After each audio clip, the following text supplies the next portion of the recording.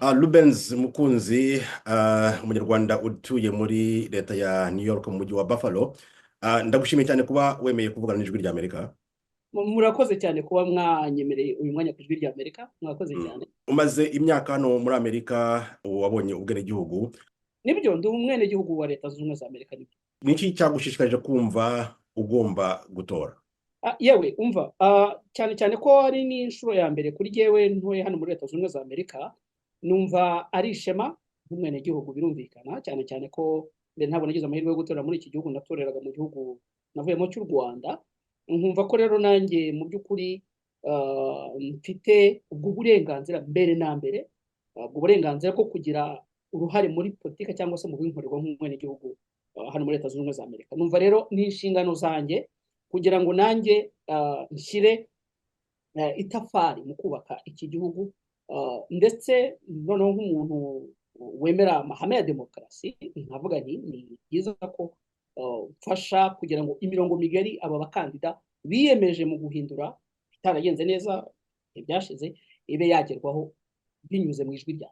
Aba bakandida babiri biyamamaza hari Vice President Kamala Harris ndetse hakaba na Donald Trump, nawe wigeze kuba perezida wa kino gihugu Amerika. Hari ibibazo byinshi bagiye bakomozaho cyangwa se bagarukaho mu kwiyamamaza kwabo, birimo ikibazo cy'abimukira, birimo ubukungu n'umutekano. Rubens, wowe ugiye gutora bwa mbere, niki wumva witeze gishobora guhinduka gihinduwe n'umwe muri aba babiri bazatora? Yewe reka mbaze nkubwire ko mbere y'uko njya muri iki gikorwa cy'amatora, nanjye nagize ikibazo cy'uko nari mfite urujijo rwinshi biturutse kuri ya mirongo migari abakandida bombi biyamamarizaho. Kuko iyo ugiye ku bijyanye na politiki y'iki gihugu, ukareba imirongo migari mu bijyanye n'ubukungu, ukareba imirongo migari mu bijyanye no kwemerera abimukira kuza muri iki gihugu, ndetse n'uruhare rwa Leta Zunze Ubumwe za Amerika mu bindi bihugu, cyane cyane ko turabizi neza ko Leta Zunze Ubumwe za Amerika ni igihugu gikomeye ku isi hose, byamfashe umwanya wo kubanza gutekereza no kumva imigabo n'imigambi y'aba bakandida bombi. Ni ibintu rero byamfashe umwanya wo kubanza kubitekerezaho no kureba koko umukandida nagombye kwibandaho. Havuga ni rero se ni uwuhe mukandida mu by'ukuri ushobora kuba yatekereza ibibazo biri hirya no hino ku isi? Kuko urabona nko muri ibi bihe dufite intambara zivugwa hirya no hino, kandi Leta Zunze Ubumwe za Amerika zigiramo uruhare mu buryo bumwe cyangwa ubundi. Ibyo ni ibintu nagomba gutekereza. Ikindi, ndi umwimukira naje muri iki gihugu. Iyo urebye politiki y'abimukira muri iki gihugu, uburyo aba bakandida bayivuga n'uburyo buri butandukanye. Njyewe nkaba ntemera umurongo nka Perezida Donald Trump agaragaza ko agomba gukumira abimukira baza muri iki gihugu, cyane cyane ko iki ni igihugu cy'amahirwe, ni igihugu gitanga opportunity. Nkavuga nti byari bikwiye ko habaho koko kwemera ko abimukira baza bisanzuye muri iki gihugu. Ku bijyanye n'ubukungu, iki gihugu muri iyi myaka 4 bigaragara cyane ko ubukungu bw'iki gihugu bwaguye hasi cyane. Nkaba nifuza rero umukandida mu by'ukuri wagombye kuzahura ubukungu, akabona imirimo, abagura amazu bakabasha kugura amazu, amamodoka n'ubundi buzima bukazamuka. Ibyo rero nibyo rero natinzeho, nabyo nshingiraho njya gutora umukandida wanjye. Hano ku ijwi rya Amerika tumaze iminsi dukusanya amajwi y'abanyafurika batanga ubutumwa buzatorwa hagati ya Kamala Harris na Donald Trump. Benshi bagiye bagaruka ku kintu cy'intambara, umutekano ku isi, aho ubona intambara muri Ukraine, muri Israel na Hamas. Bavuga bati perezida uzatorwa twamusaba ko yahagarika intambara ku isi zagiye zigira ingaruka cyane ku banyafurika, aho ibiciro byagiye bizamuka by'ibintu bimwe na bimwe. Wowe urasaba iki?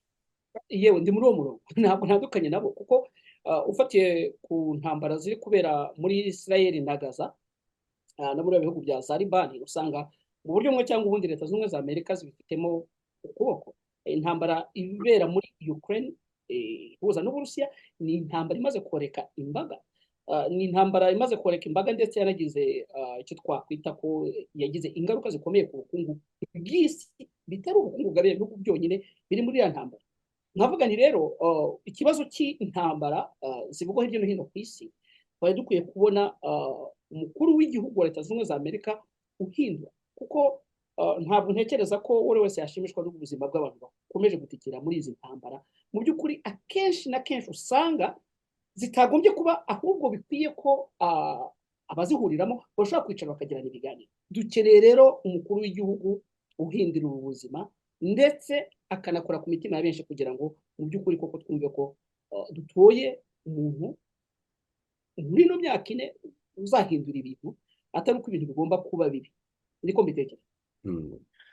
Ikibazo gisaba ubusesenguzi buke. Muri aya matora haba mbere cyangwa se abakandida batangiye kwiyamamaza, hari ikintu cyavuzwe cy'ikoreshwa ry'ubwenge bukorano cyangwa se intelligence artificielle. Wowe utoye bwa mbere ibi bintu biri kuvugwa, hari ubwo wigeze wumva ushobora guterwa impungenge z'uko ijwi ryawe rishobora kuba ryakoreshwa nabi, ntiryumvikane cyangwa se ntirige aho wumva rishaka kugera? Izo mpungenge ndazifite, kandi nta nubwo ari ikibazo cy'ubu buryo bw'ikoranabuhanga riteye imbere. Na mbere y'ubu buryo ko buza, hagiye habaho cyangwa se hagiye hanuganurwa kwiba amajwi, birashoboka cyane. Ikindi ni uko aba bakandida nka Perezida Donald Trump, iyo ufashe amagambo yagiye akoresha mu kwiyamamaza, bikwereka ko mu by'ukuri hariho guhangana gukomeye ku buryo ubwo ari bwo bwose bwakoreshwa kugira ngo atsinde. Harimo n'ubu buryo buze bw'ikoranabuhanga babukoresha. Rero bifitiye impungenge, ariko iki gihugu ni igihugu ubona mu by'ukuri yenda nubwo bitera dede cyangwa se ari 100%, ariko mfite icyizere cy'uko ijwi ryanjye hazakorwa ibishoboka kugira ngo rigere aho ryagombye kugera.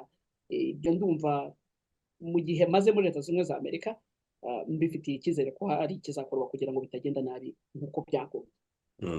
Rubens Mukunzi, umunyarwanda utuye muri leta ya New York mu mujyi wa Buffalo, utoye bwa mbere, ndagushimiye cyane kuba wemeye kuvugana ijwi ry'Amerika. Mwakoze cyane Timko.